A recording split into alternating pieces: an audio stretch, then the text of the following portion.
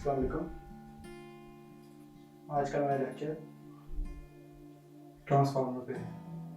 Transformer की energy saving opportunities. कल हमने पिछले लेक्चर में हमने देखा था एनर्जी के लॉसेस।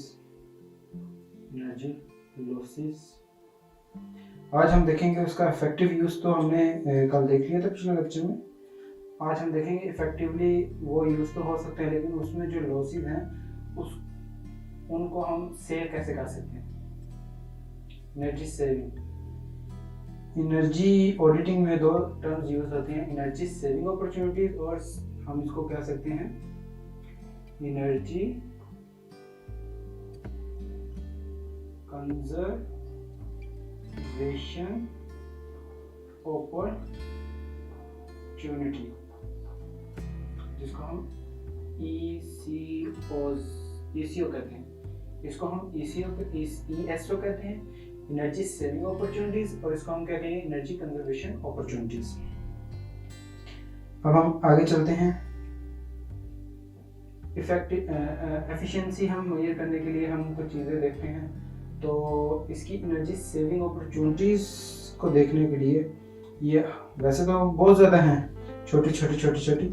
तो हम अगर देखें तो इसका फर्स्ट पॉइंट ये है energy efficient transformers. Energy efficient transformers हमारे पास आ जाते हैं अमोर्फस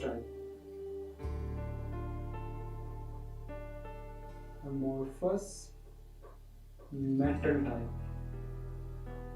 ये लोग यूज करते हैं काफी, जहाँ पे एनर्जी हमें रिक्वायर्ड होती है और एफिशिएंट उसको यूज करना होता है, लोग करते हैं। तो अमोर्फस मेटल टाइप यूज होती है, लेकिन इसका नुकसान क्या है, लोग इसको क्यों नहीं ज़्यादा यूज करते। इसकी दो वजह हैं। एक कॉस्ट की हम बात करें तो ये 25 to 50% जो एक आम हमारे पास ट्रांसफार्मर होता है उससे ज़्यादा महंगी होती है। लेकिन इसका एक फ़ायदा, एक नुकसान है, एक फ़ायदा ये है कि जो इसमें एनर्जीज हैं, लॉसेस हो रहे हैं, जो हमारे पास लॉसेस आ रहे हैं वो तकरीबन 60 to 70% लेस कर देते हैं। ये अमाउंट ज़्यादा होती है और से, और ये लॉसेस को कम कर देते हैं।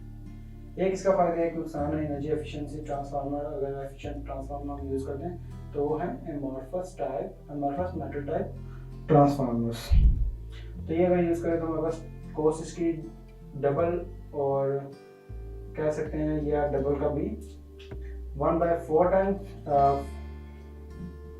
मीन टू से 0.25% और 0.5% इंक्रीज होता है। 25 to 50% इंक्रीज होता है। अब हम आगे चलते हैं। इसका नेक्स्ट पॉइंट है बैलेंस लोडिंग।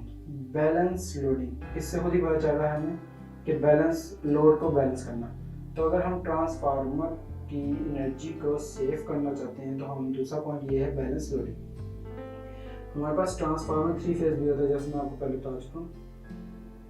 तो अगर हम 3 फेज की बात करें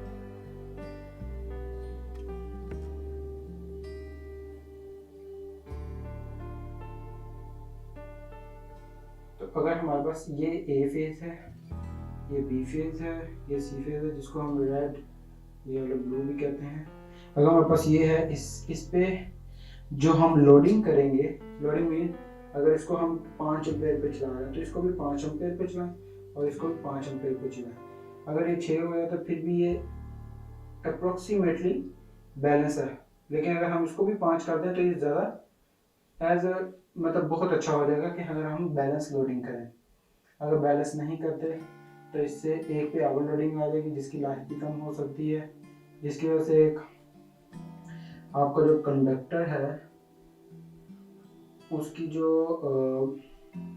लाइफ स्पैन होता है वो कम हो जाएगा।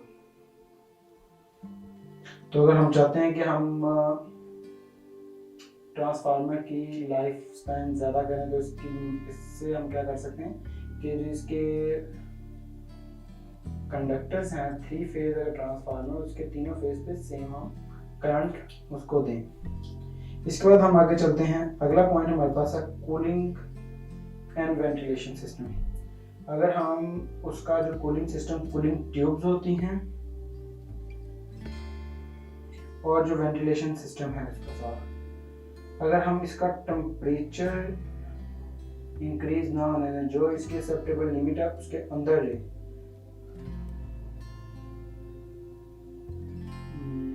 हम क्या लिखेंगे इसको, कीप इन एक्सेप्टेबल रेंज।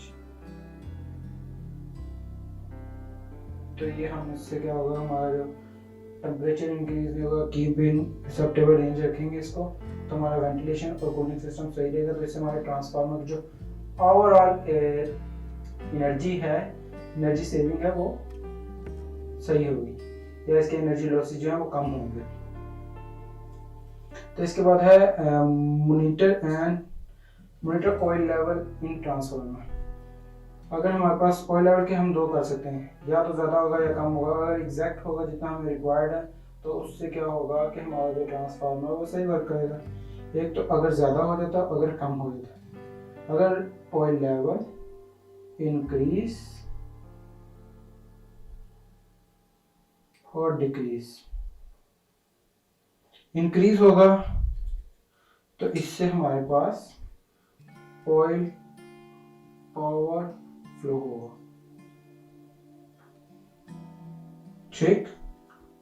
और अगर हम बात करें कि अगर डिक्रीज हो रहा था तो इससे इंसुलेशन खराब होगी।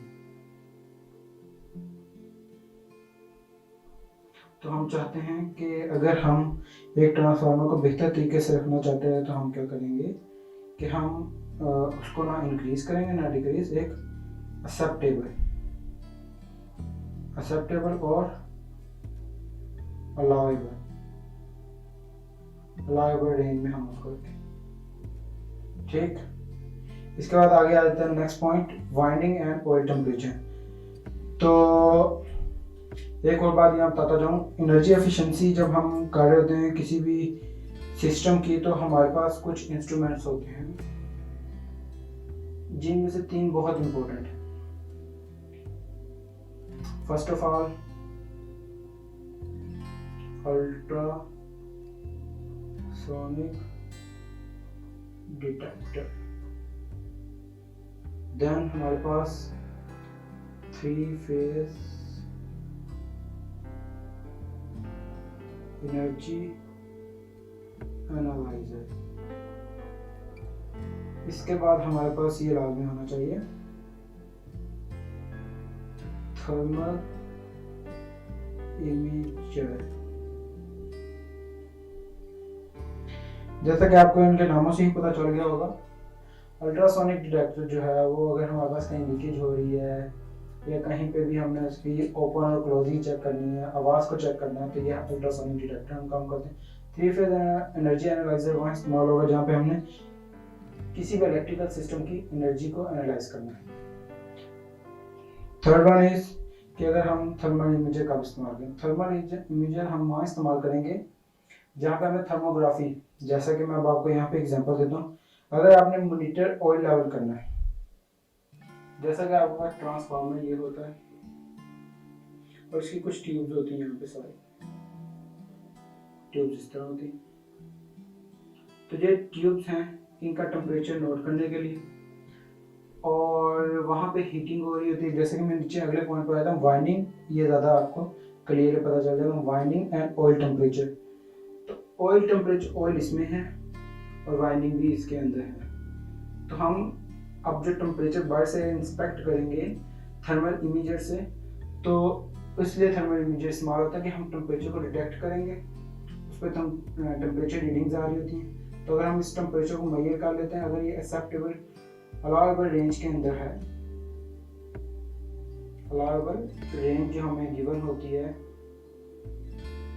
अगर उसके अंदर है तो हम क्या करेंगे, ठीक, मतलब ये सही है, इसको कूल करने की ज़रूरत नहीं है, जितनी इसकी रिक्वायरमेंट ड्यूटी है वो कर रहा है। जैसे ही ये ऊपर जाता है तो हम इसके लिए कुछ ना कुछ कूलिंग रिक्वायर्ड होगी या इसको बंद करना पड़ेगा या जो भी। तो ये था आज का हमारा लेक्चर जिसमें एनर्जी सेविंग अपॉर्चुनिटीज हमने देखी ट्रांसफार्मर की। वो चंद एक ये थे, 1 2 3 4 5 हैं, ये और भी चंद हैं।